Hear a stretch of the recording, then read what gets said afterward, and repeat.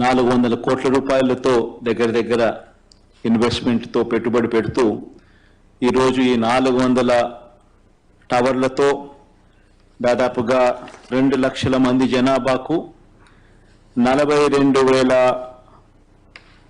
ఇంతకుముందు 42,000 జనాభా ఇప్పుడు చేస్తూ ఉన్న ఈ 400 టవర్లతో మరో 2 లక్షల మంది జనాభాకు ఈ టవర్లు ఉపయోగపడే పరిస్థితి వస్తుంది.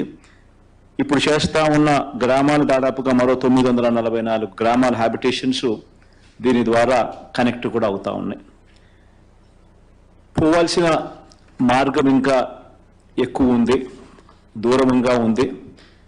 దాదాపుగా ఇంకా మనం చేయాల్సింది ఇంకా మరో 2,400 టవర్లను కూడా రాబోయే నెలల్లో వేగంగా తీసుకొని వచ్చే కార్యక్రమం కూడా జరుగుతూ ఉంది. ఇప్పుడు దాదాపుగా 2,900 టవర్లు పెట్టాలనే ఆలోచనతో దాదాపుగా 5,459 గ్రామాలు హ్యాబిటేషన్స్ ఏదైతే చిన్న చిన్న గ్రామాలు ఎక్కడెక్కడైతే ఉన్నాయో, ఈ కనెక్టివిటీ లేని గ్రామాలు ఏదైతే ఉన్నాయో ఆ గ్రామాలన్నింటినీ కూడా కనెక్టివిటీలోకి తీసుకొచ్చే ఒక బృహత్తర ప్రణాళికలో దాదాపుగా 3,119 కోట్ల రూపాయలతో ఈ కార్యక్రమానికి కార్యాచరణ చేయడం జరిగింది. ఈ కార్యక్రమంలో సఫలీకృతం చేసేందుకు కేంద్ర ప్రభుత్వంతో మాట్లాడడము, కేంద్ర ప్రభుత్వాన్ని ఒప్పించడము, కేంద్ర ప్రభుత్వంని కూడా దీంట్లో భాగస్వామ్యం చేస్తూ అడుగులు వేగంగా కూడా వేయగలిగాం.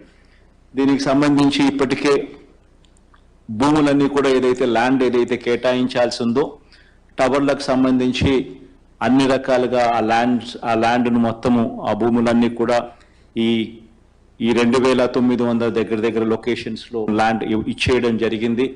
రైట్ ఆఫ్ వే కూడా ఎటువంటి ఇబ్బంది లేకోకుండా వాళ్ళకు ఆ అనుమతులు ఇవ్వడమే కాకుండా ఆ పరిస్థితులు కూడా క్రియేట్ చేయడం జరిగింది.